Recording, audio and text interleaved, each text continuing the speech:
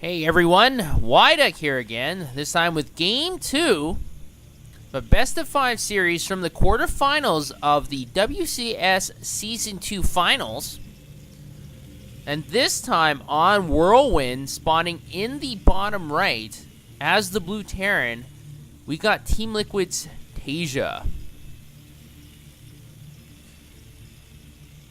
And he was able to achieve victory over his very, very well-established opponent, spawning in the bottom left as the red Protoss player. We got SK Telecom's Rain.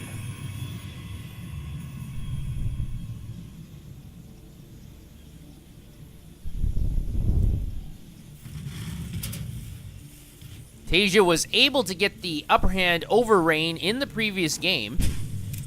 There's just one large macro encounter close to Rain's second and third bases, and Tasia just had a superior composition. A lot of good storms did go down for Rain, but it wasn't able to clean up that bio death ball, and Tasia was just able to take out all the Colossi with his Vikings, was able to stim in there with his Marines and Marauders and clean up the rest of the Protoss units. So Rain's gonna have to recollect himself, try to figure out a way how to defeat his Terran opponent.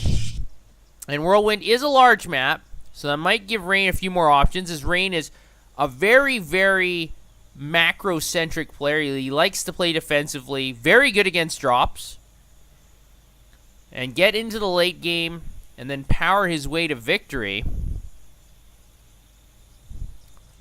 Tasia's being very aggressive here economically. He went for 14 CC on the low ground, and we'll have to see if this pays dividends for our Terran player. If Rain is able to spot this early, Rain might be able to do a lot of damage, as this is a very risky play, especially if Rain is able to find this out quickly. But unfortunately for Rain, it looks like he's going to scout the two positions where the Terran player is not, and that's going to give Tasia a lot more time to prepare for some Protoss aggression. Tasia is getting 2 barracks up.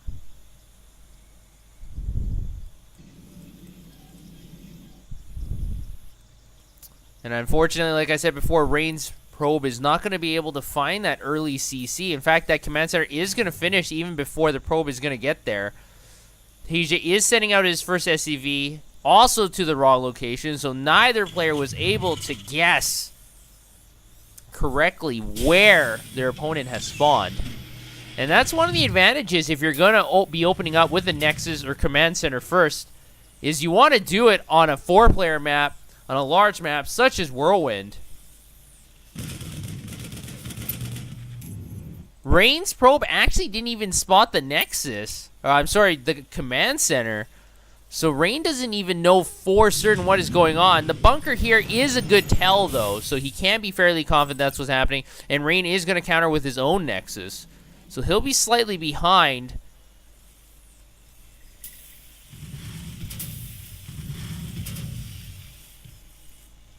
And as I mentioned before, Tasia has never bested Rain in a series. And it'll be interesting to see if Tasia can close this out, as he does have the momentum. The Mothership Core is here, going to harass some of these SCVs, but there's too many Marines, and the Mothership Core is going to have to withdraw. Only getting off, I believe, 1 shot off on that SCV line. Rain's Nexus is now complete, and so he's going to start mining from that base. His robotics facility is also half done.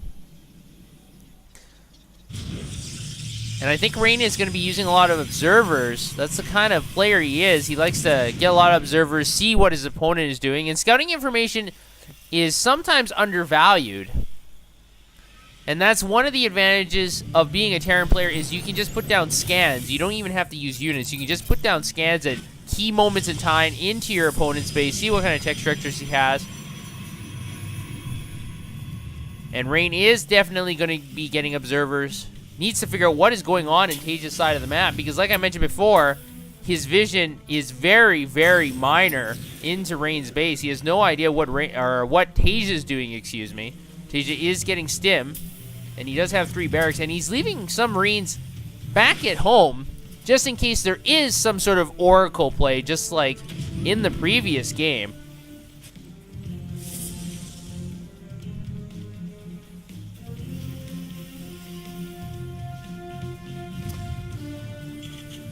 First factory is being set down by Tasia.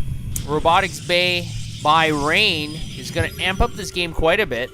And I like the fact that Tasia is putting supply depots here, because on Whirlwind, your main base is a very large surface area, and these supply depots will give additional scouting range, and that extra few seconds might be the difference if a Warp Prism tries to come in and dump some units into your base. So this is a very smart move by Tasia. I've seen some players forget to do this, and then the Warp Prism or the drop from the Medevac, for example, is able to drop off some units here.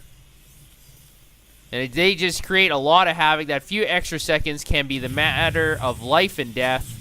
Rain is going to be able to get a very good scud out with his Observer.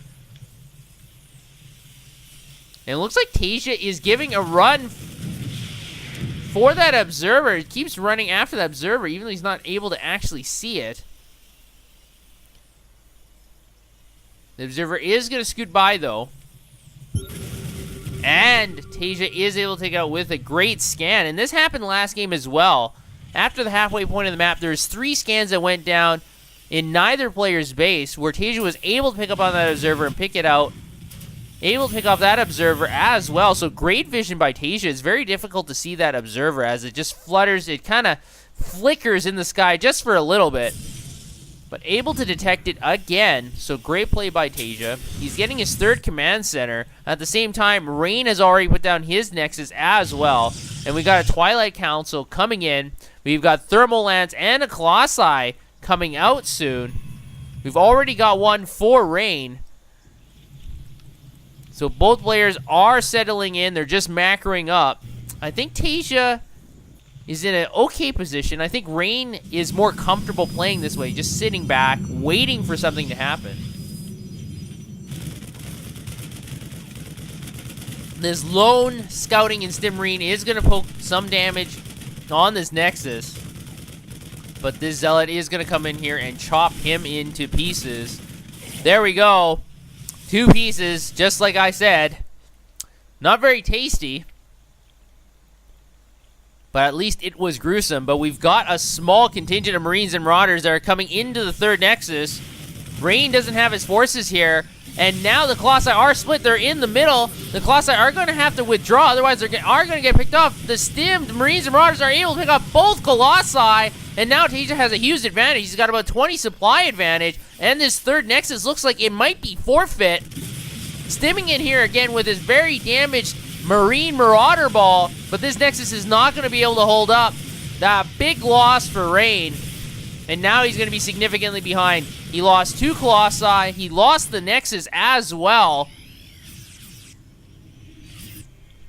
And Tasia has a constant stream of reinforcements coming in here. He's going to put down the scan, see what's going on. The Nexus cannon has been activated, and that makes a lot of the Marines very easy to kill. You can 3-shot Marines with that Nexus cannon. But the Nexus cannon is deactivated now. The force fields do go up. Another Nexus cannon goes up. So all these Marines and Marauders in the front of the force fields are able to get chewed up by the Colossi. Colossi already with 6 kills. But the Marines and Marauders are stimming up here up the ramp, trying to focus down on that Colossi. Going to be picked up by the Medevac, dropped down, and now the Colossi is finally finished off. But significant losses have been dealt to the Terran Armada.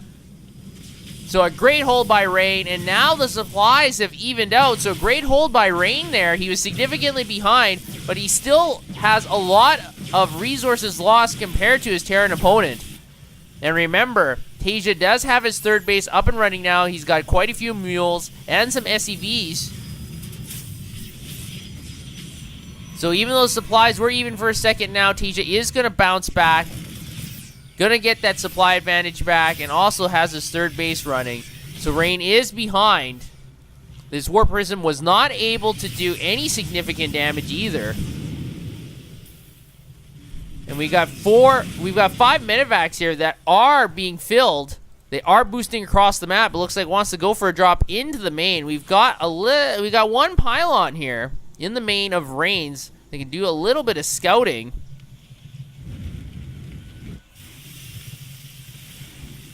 At the same time, 2 Zealots do want to come in here, but there is a bunker with 1 Marine in there, but unfortunately not enough range to deal with the Zealot. And we've got a drop in the main of Rain's base. The Colossi is focusing on those Marines. Two do go down immediately. Another warp in of Zealots. Tasia is kiting back and forth, but he's going to have to withdraw. He loses 2 medevacs as well, so that was not a very successful harass attempt by Tasia. This Zealot has 7 SCV kills, so great move by Rain, sending in 2 Zealots to harass the third base of Tasia's. But even with that harass, workers killed is still 23-0. So even though Tasia's lost 23 SCVs, he's still very far ahead in this game. So that's very interesting. Because generally the player with a lot of SCV kills is ahead, but in this game he's still behind supply-wise. And now the Dark Templars are coming out. Tasia is able to spot it. This missile turret is able to give some vision. The scan does go down. The Dark Templar is still strolling in here, but picked off just at the last moment before he's out of the scan range. So that Dark Templar was very sneaky, almost able to get in there, but not today. And now a double medevac drop full of Marauders is going to come into the main base. At the same time, Tasia is stimming into the third Nexus area of Rain, and now Rain is going to have to split his forces. The Nexus at the third base is going to be forfeit, it looks like. And this drop from Tasia in the main is going to boost away without losing any units. So very good by Tasia, harassing both the third and the main.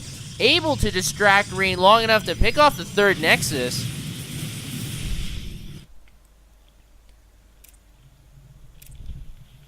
And that's actually going to supply block Rain, at least temporarily.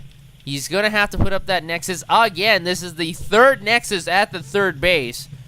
So Tasia has been very good at constantly harassing the economy of Rain, burning down those Nexuses very quickly.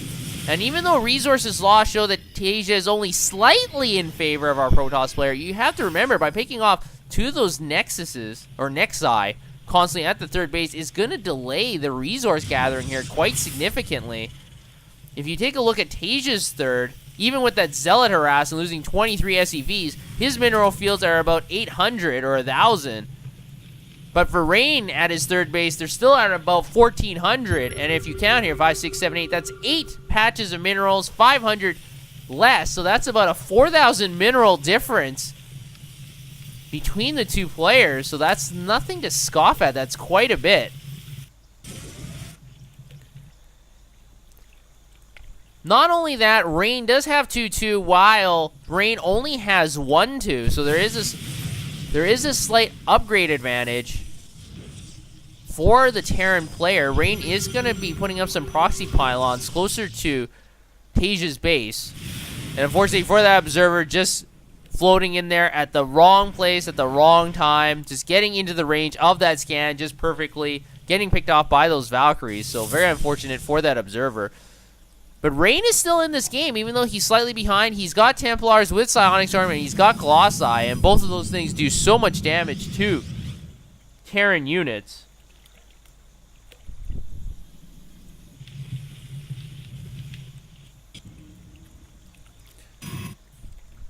Tasia is roaming the middle part of the map.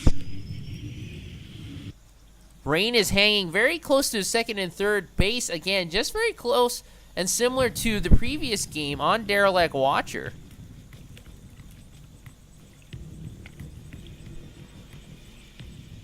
And in about half a minute, Tasia is going to have 3-3, and then he's going to have a window of opportunity where Rain only has 1-3. So Tasia can push his advantage. Snipes do finish off all those Templars. This cannon and pylon and probe are going to go down, so a small little advantage there by Tasia, cleaning up some of those stray units. That's going to add to the resources lost tab, definitely. And Tasia didn't lose anything in that confrontation, and now Tasia's just going to withdraw.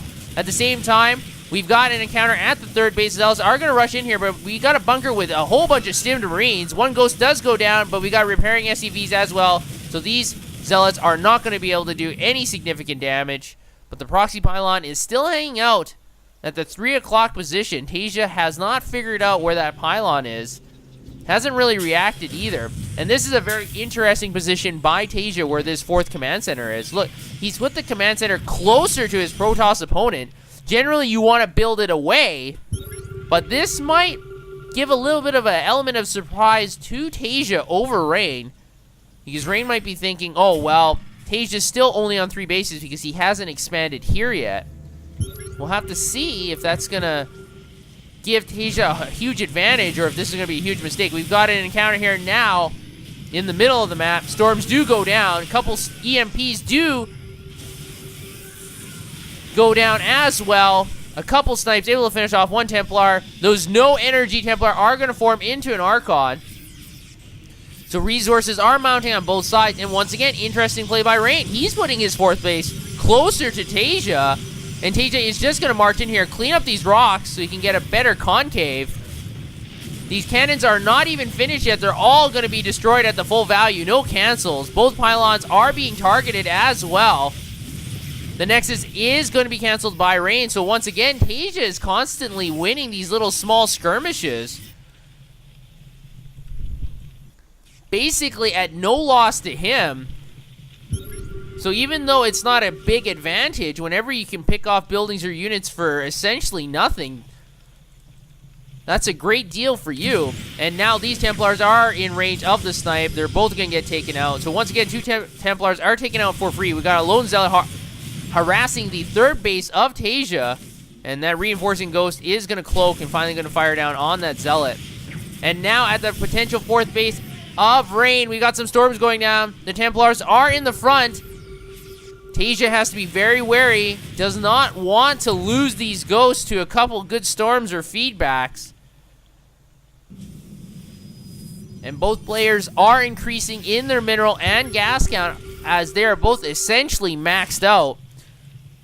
The advantage is going to go to TaeJa because he does have his 4th base, so the longer this does go on, he's going to be able to rebuild those units faster than Rain can. So this is going to be one area where Rain has to be very wary of because he still hasn't put down his 4th.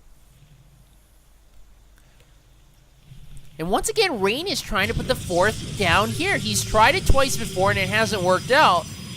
Hopefully for him, 3rd time's a charm, but I'm not so sure. And now the ghosts are going to roll in here. They're all cloaked. I don't see any observers in this composition. Storms do go down, but all these units don't have any shields, so this Protoss force is very weak. 2 Templars are left behind with no energy, and they're going to get sniped down by the Marauders. We've also got a nuclear launch going down.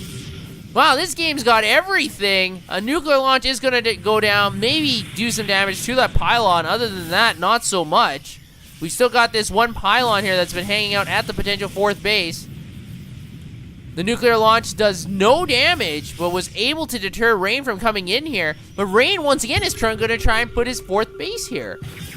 I don't know if Rain is just stubborn or he thinks this is strategically the best thing to do, but remember, he's losing probes and pylons and half-finished buildings every time he does this. A storm does finish off a few Vikings. Another storm does go down, but no ghosts were killed. So great microing by TaeJa, and TaeJa is going to withdraw here. Sometimes I'm just thinking maybe TaeJa should just take this 4th base, as he's tried 4 times to claim this area, and every time he has failed, TaeJa has been equal to the task. And it looks like TaeJa is going to do it again, so maybe 4th time's a charm. TaeJa is going to finally take this base, and it will be his 5th. So Rain might be thinking that TaeJa is only on 4 bases, excuse me. If you take a look at Rain's vision, he has no idea there is a base here by TaeJa. And it's been here for a while. 1/3 of the resources have been mined from that base already. So TaeJa, with that quote-unquote ninja expansion, it is paying off for itself quite handedly. And this pylon isn't warping in any units as TaeJa is maxed out. Rain is also almost maxed out. And this planetary fortress is going to finish. We've got a couple snipes going down in the middle of the map. One ghost is taken down by that storm. So both players are very equal right now. And finally, a warp in of some Zealots, but the planetary fortress is finished, and this is not going to bode well for these Zealots. They're probably asking themselves, why were we warped in here to the sound of two blazing cannons, and this pylon is not going to fare any better. But finally, Rain does have a couple cannons up at this potential fourth base. The Nexus is just a few seconds away from finishing. And Rain, those two Zealots ran by, and they actually didn't see the planetary fortress just a few squares away. So Taja's ninja base is still a ninja base. Rain still doesn't have an idea that it's there, so Taja is not going to complain about that, not going to let his Protoss player know. These two Zealots have been able to whack off one Ghost. But you take a look at the resource difference, and you know that Taja's in a very good position. Probes are moving across the map. I'm not sure why. We've got another nuclear launch. And from the low ground to the high ground, and I'm not sure if Rain's going to be able to... Yes, he is. He's going to scatter his Templars away, but this nuclear launch is going to land, able to weaken that pylon and a cannon. And again, another nuclear launch. Rain is just putting down more pylons and cannons just in case they are unpowered. But this has to be very annoying for Rain. Even though nuclear launches are not that powerful, they are annoying because they always give you that sense of fear, because if it is in a key position and you do miss it, it can really turn the game around 180 degrees immediately. And this is generally never a good sign. All four Templars losing all their energy. 3 are sniped immediately. A couple of them are feedback though. But Taja just has so much more gas. Take a look at this. Rain only has less than 200 gas. So Taja's in a very good position. Once again, another nuclear strike. And all we've got are pylons and cannons here. And they're not going to be able to walk away. They're just going to have to take it. And a second nuclear strike at the same point. Rain's forces are very close by. So taking some damage. And finishing off those pylons. 2 cannons are unpowered, and it's never a good sign when your opponent is throwing SCVs at you. That means he needs more army supply. He doesn't need any more SCVs. 2 more nuclear devices are being manufactured currently, as well as +1 shields for Rain. So so the upgrade advantage, there is none anymore after the 31-minute mark. Both players are very even. Templar does feedback 1 Ghost. Small victory for Rain, but now we got an engagement. Storm does go down. Hurts a lot of those Ghosts. They're all in the orange. And now the Stalkers are going to march in here, and they're going to blink back, and that's a good decision by Rain. Stalkers do not do very well against Marauders, especially stimmed ones at that. And so it looks like Rain wants to move out here. He wants to be the aggressor. This is interesting. The first point in the game where Rain has tried to come forward. These High Templars are going to morph into an Archon, but Rain does have 2 more in the back. The Ghosts are in the front of this army composition. The Stalkers do blink forward. I question that. A good Storm does weaken a lot of these Vikings. A lot of them are damaged. They're in the yellow and the red. And we've got another ninja base here by Taja. He just has bases everywhere. Both players are maxed out. But once again, Taja still has way more resources than our Protoss player. And you have to remember, because scans are basically infinite over time, Rain is constantly throwing observers at this army, and because scans are constantly going down, they're getting blown up every time. And you can't discount the fact that observers cost gas every time. So that is going to be a huge problem for Rain as time goes on. Rain is getting his 5th base set up. He really needs the gas, not so much the minerals. Finally, this 4th base from Taja is going to get found out by this rampaging group of Zealots. This planetary fortress is not going to hold, and Taja is going to move up. This is a perfect time for Taja to take out the 5th base of Rain, and he's going to do that. None of the buildings are finished yet. At the same time, Rain's army is going to move across the map into the middle. The Xel'Naga Tower is taken over by the Protoss units, but this Nexus is not going to finish either. No cancel, so going to lose all the resources from that Nexus. Scans are continuously going down for TaeJa. He's able to scout that army constantly. And Rain looks like he wants to retreat here. We've got the Templars in the front, going to try and get some key feedbacks and storms down. But it looks like TaeJa is going to retreat to one of his bases. At the same time, all those Zealots that wrecked that Ninja 4th base from TaeJa is wrecking the natural. And because TaeJa is maxed out, he can't really reinforce with units from his local barracks. All that supply is being used up in the north quadrant of the map. And these Zealots are just going to town on these units. So Rain, with a small victory here, cleaning up a lot of these buildings. But with all these Cloak Ghosts, these Zealots are not going to last very long. So that Protoss party is going to end. And now we've got a huge engagement in the middle of the map. One Templar does go down. One Psionic Storm hits basically nothing. TaeJa is doing very well cleaning up those proxy pylons. Rain is trying to reassert his 5th base here. He really needs it. He's low on gas, and so is TaeJa. He hasn't switched his SCVs over here to mine more gas, so he's just not paying attention currently, and who can? There's so much stuff going on. EMPs do go down, foiling that Templar's feedback plans. And now, a Storm does go down, able to connect with a lot of those units, able to kill one Marine. Another Storm does go down, not able to clean up very much.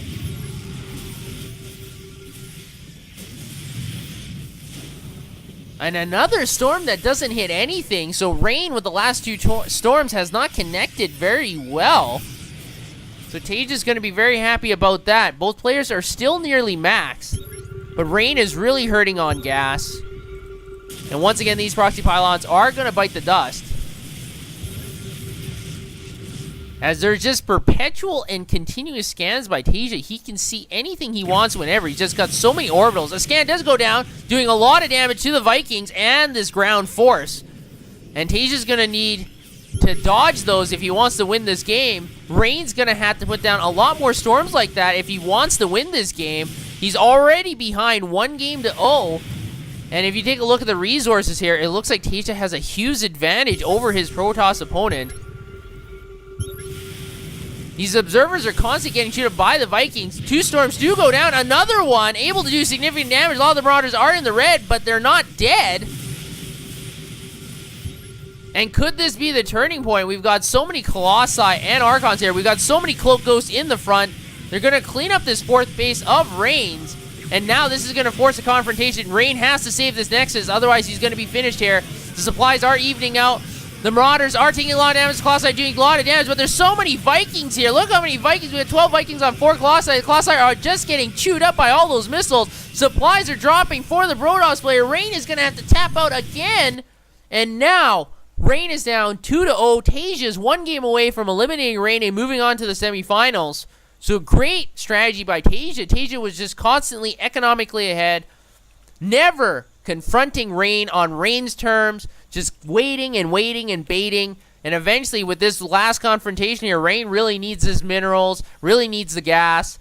And TaeJa was just able to wait and be patient and force Rain to take an encounter that he couldn't win. So hats off to TaeJa. We're going to have to head to Game 3 to see if he can close it out.